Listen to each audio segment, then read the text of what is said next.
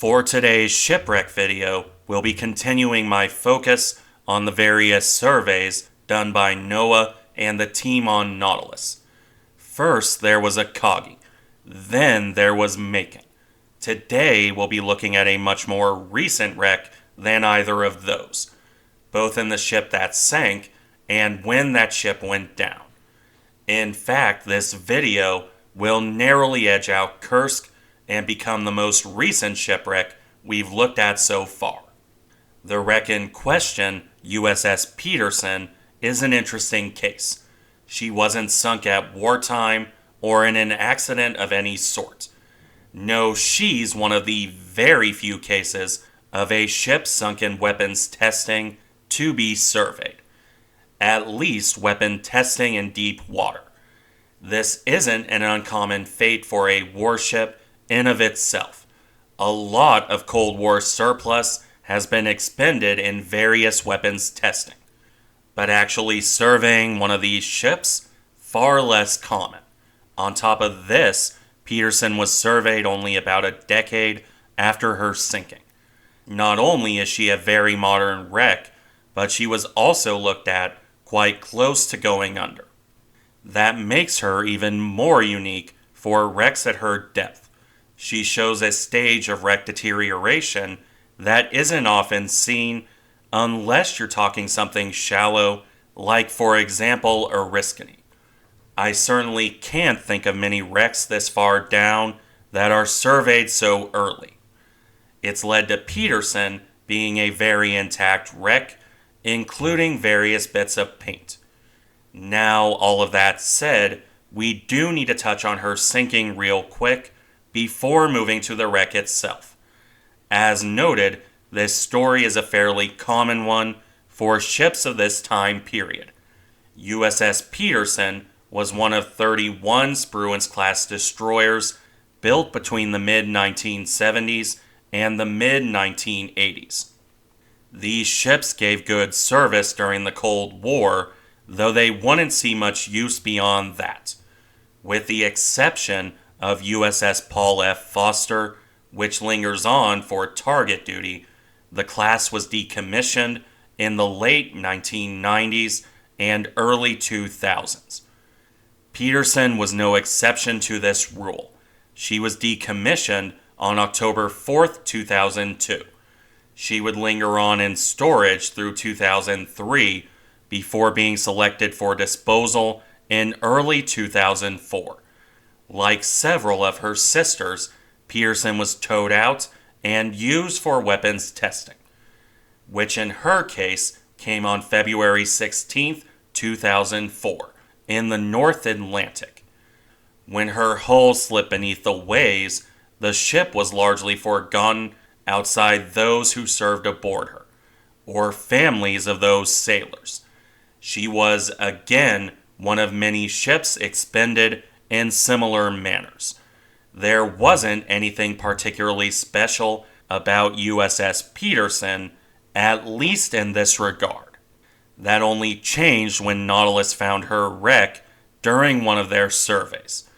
This came on July 7, 2014, just over a decade after the sinking, at a depth of 2,400 meters, 7,874 feet. Now, this is far from being the deepest shipwreck we know about, but it is still quite deep, and that makes Peterson quite a bit different than, say, Oriskany, another Cold Warrior sunk 2 years after Peterson in May 2006. In her case, she was sunk as an artificial reef, shallow enough, in fact, that recreational divers can visit. Now, Oriskany was already pretty clapped out when she sank, and her shallow depth hasn't helped. But it does make for an interesting comparison, considering that Oriskany and Peterson were sunk only 2 years apart from each other. It shows through looking at Peterson how deeper depths can help preservation. In any event, with that covered, let's move to the wreck itself. We'll start here with Peterson's large bridge tower.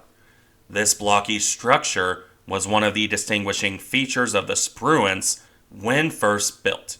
Not quite as massive as the related Ticonderoga, but still quite large. And you can see that quite well here. Peterson's bridge shows some signs of deterioration, but for the most part, it's still clearly recognizable. Some of that railing has collapsed over here, but it's not that bad, all things considered. There's no major holes, and rusting is fairly minimal. To the point, you can even make out a couple letters here, H and E. We'll return there in a second. First, the final note for this picture is the open doorway into the bridge here. Unfortunately, we don't get a good look inside of the bridge, but if anyone ever returns with a smaller ROV, that is an option. Now for those letters. Not only are these still perfectly legible, despite the initial rustical formation, you can also see their colors. The H with 3 stripes beneath it is in green. That was for a Health and Wellness Excellence Award. While the red E next to it, with its own stripes and star, was for Engineering Excellence. That big painted E should be familiar if you study naval history. For example, it's quite prominent on Saratoga's stack at various points. These awards, and the practice of painting them aboard the ship, have been around for quite some time. As for Peterson here, you can also see some wood. It looks like some of it is missing. Regardless, let's move on. Further down towards the bow, where we can see some more of the bridge. From the windows here to a look inside that doorway. Though again, we can't actually make out that much. There is more damage to the paint above the windows. It's not quite as well preserved as where the letters were. Something that also applies to the dish here, which is covered in silt. On the other hand, the deck is remarkably clear. We'll be going to there next after one final look at the bridge. This time from the front, or as close as we get in any released imagery. This is also the best look we get at the windows, which are largely intact. The bridge tower itself, on the other hand, again the damaged paint and rusticles are apparent. And this time, there's also some fallen equipment at the base of the bridge tower here. Something we can see from the deck as well, although not very clearly. Arguably more interesting in any event is the empty VLS cell here, the vertical launch system, which was installed in a 1991 refit. This was the Mark 41 launcher with 61 cells for Tomahawk cruise missiles. Not originally part of the Spruance design, it's still quite distinctive on the wreck, and also the closest we get to weaponry, because Peterson's 5-inch gun was removed before she was sunk. As were the VLS cells for that matter, but at least we can see where they were carried. Though looking at the broken metal here, it might be because the hatch was torn off in the sinking. There's also some very visible cabling to the side. Either way, let's move further forward on the bow. To the tip, actually, where there seems to be a slight buckling in the hull. It's not major, but it does look like the deck collapsed a little here, on top of the railing breaking away. Some fell towards the bottom here, while another portion ended up on the deck here. In spite of this damage, the bow itself is fully recognizable, including further down where you can see chain here, along with a line in the foreground, and more buckling in the hull here. Despite the damage, Peterson's bow isn't terribly rusty or silty. You can see every detail, including where she rests on the bottom. From further out, the deck is more visible. There's quite a bit of clutter on it, yes, but not much silt or marine life. Another sign of how recent this sinking was, as of when the survey was performed. Something that also applies to the mast here, although there is much more apparent rusting around it. The paint hasn't fared as well here, and the deck is certainly less pretty, though still in one piece. When you look at the base of the mast, this also applies down here, though the deck house here is in one piece. That said, the mast is pretty barren. All of the electronic equipment was removed before the sinking, so you only have the mast itself, along with bare platforms like this one. You can see where stuff was mounted, but not any of the radar or other electronics. That applies to this mast as well, though this one does have a lot of wiring and cabling stretched over it, along with a bent down platform here. It's in a bit worse shape, despite having more structure remaining on top. I would call it the roughest part of Peterson, were it not for one of the stacks. This is in pretty rough shape in its own right, with more early signs of rust and marine life on the exhaust, while the base is more intact, but still starting to show its age. The metal here is thinner, so I can't say I'm surprised it shows more obvious sign of deterioration. The same applies to the deck house here, and the deck itself for that matter. Basically, any part of the deck we see outside of the bow paints a similar picture. It's starting to get covered in silt and rust, though nowhere near as bad as older wrecks.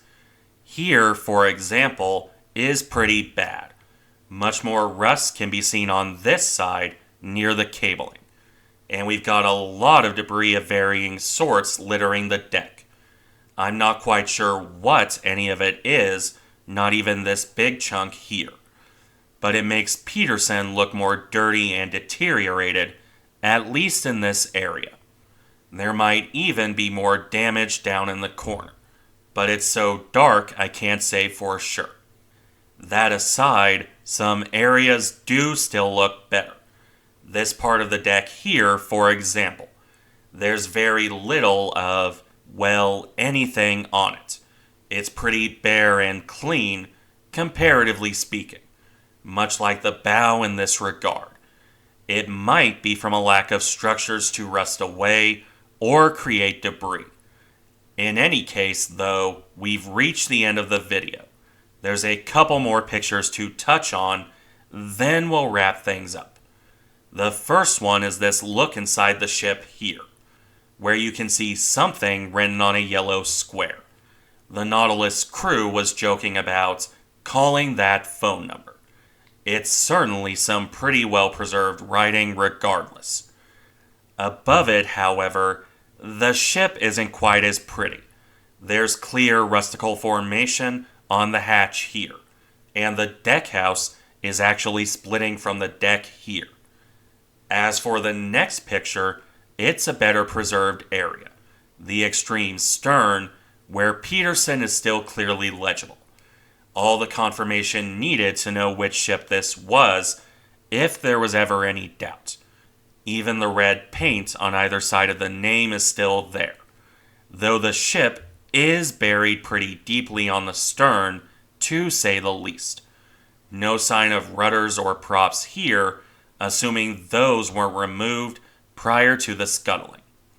Either way, that brings us to the end.